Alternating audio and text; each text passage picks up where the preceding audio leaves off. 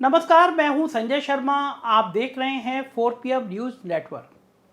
अच्छा, बिल्कुल ईमानदारी से बताइए, राहुल गांधी की संसद सदस्यता समाप्त कर दी गई, आपको कैसा लगा? अगर आप भारतीय जनता पार्टी की विचारधारा के हैं तो भी ईमानदारी से सोचिएगा कि क्या ये उचित लगा आपको, और विरोध में तो आपको खराब लगेगा। लेकिन ऐसा क्यों कर रहे हैं? ये तर्क बिल्कुल उतर ही नहीं सकता कि साहब अदालत ने सजा दी, अदालत ने ऐसा कर दिया। सबको पता है कि जिले की छोटी सी अदालत, हमारे यहाँ के तो मंत्री तक सेट कर लेते हैं। अदालत के जज साहब को बुरा लगेगा, लेकिन मैक्सिमम सजा इस केस में जितनी हो सकती है सारी कलम तोड़ के सजा दे दी। सारे कानून के विशेषज्ञों का कहना है कि इसमें सजा बनती नहीं है। उन्होंने मोदी समुदाय को नहीं कहा, उन्होंने कहा कि जिन लोग जो भाग रहे हैं इनके नाम के पीछे मोदी क्यों है। खुलेआम कहते हैं लोग, मुझसे तर्क करते हैं लोग कि सारे आतंकवादी मुसलमान क्यों होते हैं। मंचों पे कहते हैं ये बात, टीवी चैनलों पे कहते हैं, बैठ तो क्या सब मानहानि में आ गए? मुसलमान तो कहीं ज्यादा है मोदियों से। मगर जब दिन खराब होते हैं, जब ग्रह खराब होते हैं, तो प्रधानमंत्री जी बंगाल में दीदी ओ दीदी का नारा लगाते हैं। पूरा नारा उल्टा पड़ गया। और मुझे लगता है कि भारतीय जनता पार्टी को शायद कुछ इस समय शनि ग्रह सता रहा है, तभी वो ऐसे फैसले ले रहे हैं कि राहुल गांधी को आने ही मत दो पार्लियामेंट में। ना नौमन तेल होगा, ना राधा नाचेगी। आज के वीडियो में मैं कहानी बताने जा रहा हूं आपको, आप सुनकर हैरान हो जाएंगे राहुल गांधी की रणनीति की। और ये बताने जा रहा हूं साहेब को कि साहेब, संसद में राहुल तब भी शांत है, सड़क पर राहुल खतरनाक है। भारत जोड़ो यात्रा उदाहरण है। अगली रणनीति मैं आपको बताने जा रहा हूं, लेकिन ये कर क्यों रहे हैं? रामधारी सिंह दिनकर की कविता है ना, बड़ी पसंदीदा कविता है, नाश मनुज पर जब छाता है, पहले विवेक मर जाता है। अच्छा चलिए, मैं आज मेरा मन कर रहा है, मैं आपसे राहुल गांधी की इस रणनीति की बात तो करूंगा, लेकिन ये कविता आज मैं आपको सुनाना चाहता हूं।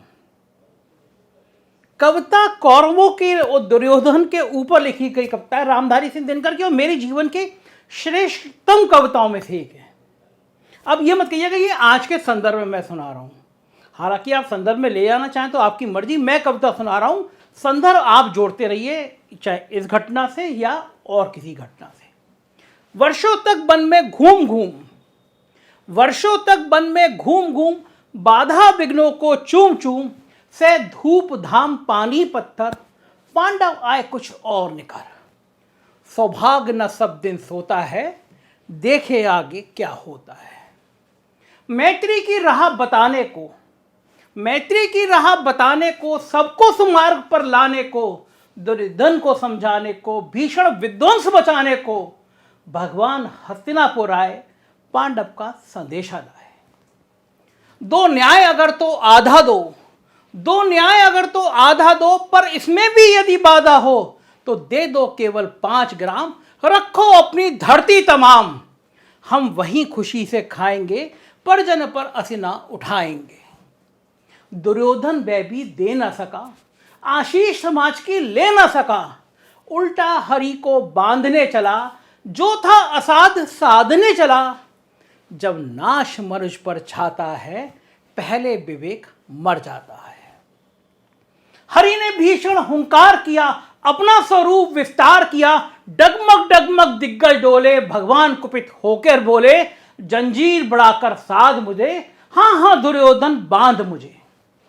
ये देख गगन मुझ में लय है, ये देख पवन मुझ में लय है, मुझ में विलीन झंकार सकल, मुझ में लय है संसार सकल, अमृत फूलता है मुझ में, संहार झूलता है मुझ में, उद्याचल मेरा दीप्त भाल, भूमंडल वक्ष स्थल विशाल, भुज परिधि बंद को घेरे हैं, मैनाक मेरु पग मेरे हैं, दीप्ते जो ग्रह नक्षत्र निकर, सब है मेरे मुख के अंदर।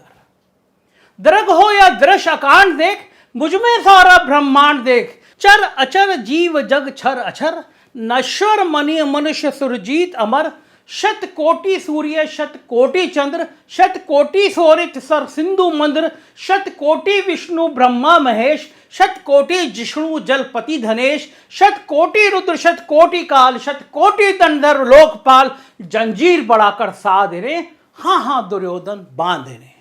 भूलोक अतल पाताल देख, गत और अनागत काल देख, ये देख जगत का आदि सृजन, ये देख महाभारत का रण, मृतकों से पटी हुई भू है पहचान, इसमें कहां तू है। अंबर में कुंतल जाल देख, पद के नीचे पाताल देख, मुट्ठी में तीनों काल देख, मेरा स्वरूप विकराल देख, सब जन्म मुझी में पाते हैं फिर लौट मुझी में आते हैं। जिह्वा से करती जवाल सगन, सांसों में पाता जन्म पवन, पड़ जाती मेरी दृष्टि जिधर, हंसने लगती है सृष्टि उधर, मैं जब आंख मूंदता हूं लोचन, छा जाता है चारों ओर मरण। बांधने मुझे तो आया है, बांधने मुझे तो आया है, जंजीर बड़ी क्या लाया है। यदि मुझे बांधने चाहे मन पहले तो बांध अनंत मगन, सोने को साध न सकता है वह मुझे बांध कब सकता है। हित वचन नहीं तूने माना, हित वचन नहीं तूने माना, मैत्री का मूल न पहचाना, तो ले मैं भी अब जाता हूं, अंतिम संकल्प सुनाता हूं, याचना नहीं अब रण होगा, जीवन जय की मरण होगा। टकराएंगे नक्षत्र निकर, बरसेगी भू पर वहीं पिकर, फल शेष नाक का डोलेगा, विकराल काल मुंह खोलेगा। दुर्योधन रण ऐसा होगा फिर कभी नहीं जैसा होगा, भाई पर भाई टूटेंगे, विषवाण बूंद से छूटेंगे, वाया श्रृंगाल सुख लूटेंगे, सौभाग्य मनुष्य के फूटेंगे। आखिर तू भूषाई होगा, हिंसा का परदाई होगा। थी सभा सुन सब लोग डरे, चुपते या बेहोश पड़े, केवल दो नरना अघाते थे, धृतराष्ट्र विदुर सुख पाते थे, फिर जोर खड़े प्रमोदित निर्भय, दोनों पुकारते थे जय जय। कहां किस गलत फहमी में सत्ता होती है, किस मद में सत्ता होती है, किस मद में इंसान होता है। अंतिम सत्य यही होता है, ये धरती, ये धरती और ये धरती। डॉक्टर राम लोहिया कहा करते थे, जब सड़कें सूनी हो जाती हैं तो संसद आवारा हो जाती है। काश लोहिया जी आज होते, क्योंकि आज उनकी जरूरत ज्यादा से शिद्दत से महसूस होने लगी है। इसलिए महसूस हो रही है क्योंकि अब सड़कों के सूनी होने से पहले संसद ही म्यूट हो जा रही है। और फिर जब संसद ही म्यूट हो जाए तो क्या कहा जाए, और जब अनम्यूट हो तो देश के लोगों की नजर में सबसे ज्यादा क्यूट सांसद राहुल गांधी को ही निकाल कर बाहर फेंकने पर आमादा हो जाए, तब कहा जाए तो क्या कहा जाए। दरअसल आज यही हुआ है। जब महज 24 घंटे के भीतर न्यायालय से लेकर लोकसभा अध्यक्ष तक सबने राहुल गांधी को दोषी करार दे दिया। आखिर राहुल गांधी का गुनाह क्या था? यही था ना कि उन्होंने नीरव भाई और ललित भाई को चोर कहा था। देखिए, इन दोनों सरनेम का मैं इस्तेमाल नहीं कर रहा हूं, क्योंकि इसी सरनेम के कारण राहुल गांधी को सजा हुई है। आगे भी हम इस सरनेम का इस्तेमाल करने से बचने की कोशिश करेंगे। अब देखिए भाई, राहुल गांधी के पास तो अभिषेक मनु सिंघवी हैं, कपिल सिब्बल जैसे बड़े बड़े वकील हैं, मगर हम कहाँ पत्रकार इतने बड़े बड़े वकीलों का जुगाड़ कर पाएंगे। ले दे के हमारे पास तो हमारे हैदर भाई हैं, लिहाजा हम इस सरनेम का इस्तेमाल ही नहीं करेंगे। बहरहाल राहुल गांधी के मुद्दे पर वापस लौटते हैं। अपनी सदस्यता खत्म किए जाने के बाद राहुल गांधी ने कहा भी है कि मैं भारत की जनता की आवाज़ के लिए लड़ रहा हूं और इसके लिए कोई भी सजा भुगतने के लिए तैयार हूं। मगर सवाल यह है कि क्या राहुल गांधी की सजा देने के साथ साथ दुनिया के सबसे बड़े लोकतंत्र को क्या सजा दी जा रही है? आज संसद में कोई मुद्दा नहीं उठाया जा सकता। किसी संसदीय समिति के पास कोई खास काम रह ही नहीं गया है। सुप्रीम कोर्ट के रिटायर्ड जजों को खुद कानून मंत्री देश विरोधी करार दे रहे हैं। उपराष्ट्रपति सुप्रीम कोर्ट की संविधान पीठ के फैसलों पर सवाल उठा रहे हैं। उपराज्यपाल महात्मा गांधी की डिग्री पर सवाल उठा रहे हैं। और इन सब के बीच ताली बजाने वाली भाड़ गोदी मीडिया अब देश के अर्जित लोकतंत्र की हत्या करने की मुहिम में लोक का साथ छोड़कर तंत्र के साथ खड़ी हो गई है। आपने देखा होगा, रामनाथ गोयनका अवार्ड फंक्शन में जब एक वरिष्ठ पत्रकार संपादक राजकमल झा बोल रहे थे, तब देश के गद्दारों को गोली मारो सालों को कहने वालों का चेहरा उतर गया था। ऐसे में इतनी चिंताजनक तस्वीर के बीच यदि कोई 4 बार का सांसद संसद की सदस्यता से बेदखल कर दिया जाए तो इसके राजनीतिक मायने बहुत खतरनाक दिखाई देते हैं। अब राहुल गांधी सांसद नहीं रहे, वो कांग्रेस का नेतृत्व भी नहीं कर रहे और ना ही विपक्ष को एक करने की किसी मुहिम का हिस्सा हैं, बल्कि अब वे देश के आम नागरिक हैं और आम नागरिक की हैसियत से ही वो सत्ता को चुनौती देते हुए नजर आ रहे हैं।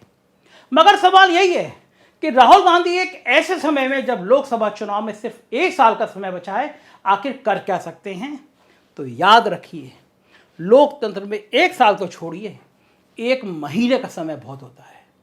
खासकर तब किसानों को लेकर जवान तक, सरकारी कर्मचारी से लेकर स्टूडेंट्स तक, कामगार से लेकर व्यापारी तक, सबके सब अपने मुद्दों को लेकर सरकार से खफा है। लेकिन सरकार है कि उसे उसकी कोई चिंता ही नहीं है, बल्कि उसे इस बात की चिंता है कि सारस पक्षी किसी इंसान से मोहब्बत क्यों कर रहा है, और वो इंसान मुसलमान है तो और ज़्यादा परेशानी है। और इस मोहब्बत की दास्तान देखने को अखिलेश यादव क्यों जा रहे हैं? प्यार तो बर्दाश्त ही नहीं है। इन्हीं सवालों के बीच राहुल गांधी की संसद सदस्यता खत्म कर दी गई है। उससे पहले उत्तर प्रदेश की विधानसभा में आजम खान की सदस्यता भी इसी हड़बड़ी में रद्द की गई थी और तब सुप्रीम कोर्ट ने भी सवाल उठाया था कि आजम खान की सदस्यता खत्म करने में इतनी हड़बड़ी क्यों दिखाई गई। मगर इसके बावजूद राहुल गांधी के मामले में यह हड़बड़ी फिर दिखाई गई। खैर, जो भी हुआ, अब राहुल गांधी पूरी तरह से सड़क पर है, जनता के बीच है, लिहाजा उनकी राजनीतिक अहमियत अब और बढ़ गई है। एक तरफ उनके जनता से सीधे संवाद का अवसर बढ़ गया है। हिडनबर्ग रिपोर्ट, नीरव भाई, ललित भाई, मेहुल भाई पर बोलने के लिए खुला आसमान मिल गया है। वो प्रधानमंत्री नरेंद्र भाई कहते हैं ना कि ज़्यादा से ज़्यादा ये मेरा क्या कर लेंगे भाई, मैं तो फ़कीर आदमी हूँ, झोला उठाकर चल दूंगा। मगर दिलचस्प बात यह है कि राहुल गांधी चल पड़े हैं, और वो भी बिना झोला उठाए, क्योंकि झोला उठाकर तो नीरव भाई और ललित भाई पहले भाग गए और साहब देखते रह गए। जबकि वो ये कहकर सत्ता में आए थे कि मैं देश के खजाने पर कोई खूनी पंजा पड़ने नहीं दूंगा। मगर ये क्या, खूनी पंजा पड़े बिना मेहुल भाई और नीरव भाई पंजाब नेशनल बैंक को हजारों करोड़ का चूना लगा के फरार हो गए। 10 लाख करोड़ से ज्यादा का बैंक लोन राइट ऑफ कर दिया गया। वहीं आम जनता में हाहाकार मचा हुआ है। 82 करोड़ लोग 5 किलो राशन पर जिंदा हैं। अब ये सारे सवाल राहुल गांधी बिना किसी दबाव के सीधे जनता के बीच में जाकर उठाएंगे और संभवतः खड़गे जी के दलित कार्ड को आगे करके साहेब के हाथ से एक बड़ा मुद्दा छीनेंगे। अब इसकी पूरी संभावना बनती नजर आ रही है। राहुल गांधी पार्ट 2 भारत जोड़ो यात्रा पार्ट 2 शुरू कर सकते हैं। सड़क सड़क पे जाकर राहुल गांधी बात कर सकते हैं। भारत जोड़ो यात्रा में उमड़ी भीड़ ने साहेब के और छोटे साहेब के पसीने छुड़ा दिए थे। राहुल गांधी अब जब जनता से सीधे संवाद करेंगे, और सबसे बड़ी बात यह है कि जो लोग गैर कांग्रेस गैर भाजपा का नारा भी दे रहे थे, चाहे इसमें केजरीवाल हो, अखिलेश यादव हो, ममता बनर्जी हो या कोई और नेता हो, अब वो एक बात समझ में आ रहे हैं कि अगर एकजुट नहीं हुए तो नंबर सबका लगेगा। तो जाहिर है, जिस राहुल गांधी को घेरने की रणनीति बनी थी, जिस राहुल गांधी को फंसाने की रणनीति बनी थी, वो राहुल गांधी अब एक नए रूप में, नई ताकत के रूप में सामने आते नजर आ रहे हैं। लगता तो होगा साहब को गलती हो गई, मगर राजनीति की गलतियों में बैक गियर नहीं होता। देखते रहिए 4 PM, मैं आपको बताता रहूंगा राजनीति से जुड़ी बड़ी खबरों को, बिना डर के, बिना खौफ के। गोदी मीडिया होना भी नहीं चाहता, हो सकता भी नहीं, तो सच सच यहीं मिलेगा। हमारे कुछ और राज्यों में चैनल हैं, 4 PM UP, 4 PM Bihar, 4 PM Gujarat, 4 PM Karnataka, उन्हें भी सब्सक्राइब करिएगा। शुक्रिया, थैंक यू।